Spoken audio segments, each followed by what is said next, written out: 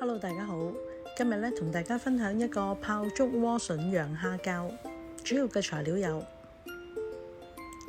我哋買咗萵筍返嚟洗乾淨，就刨走咗佢出面嘅硬皮，刨深啲，直至到見到深綠色嘅肉為止，兩邊都係咁樣刨。刨完之後，跟住我哋就用返個刨，大力啲壓實佢咁樣，將佢刨一大片，平均咁刨。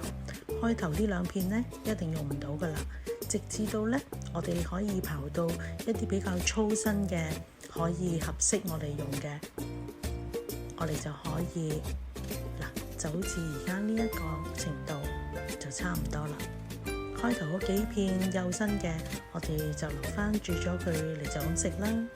如果要將佢捲成小卷起碼要呢個粗度就最理想啦。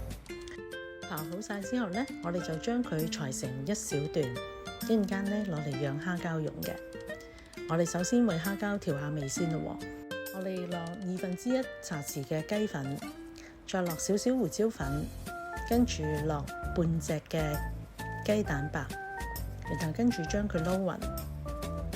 喺呢個時候撈勻咗之後，我哋就加入生粉，大約加2茶匙嘅生粉啦。跟住再搭下佢，直至到起膠為止，我哋就可以擺喺旁邊備用。跟住再用熱水加1茶匙嘅鹽入去，然後跟住將剛才我哋改好晒嘅萵筍片，然後跟住擺落去嗰個熱水裡面去焯一焯佢，大約焯1分鐘至2分鐘就可以撈起佢備用。跟住我哋隔乾淨晒啲水就可以釀蝦膠咯。我哋將擎乾水嘅萵筍片加入少少嘅蝦膠，然後跟住就將佢捲成細卷，每一片都係咁做。呢個小卷做好咗之後，就可以將佢排成好似炮竹一樣咁樣嘅造型。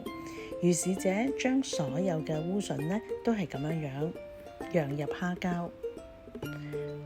做好晒之後，我哋就用熱水大火隔水蒸佢5分鐘。喺蒸緊嘅時候，我哋就可以準備定呢一個鮑魚汁啦。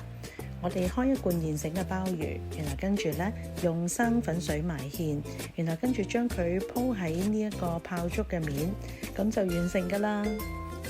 係咪好靚呢？又有節日氣氛，你哋都試下。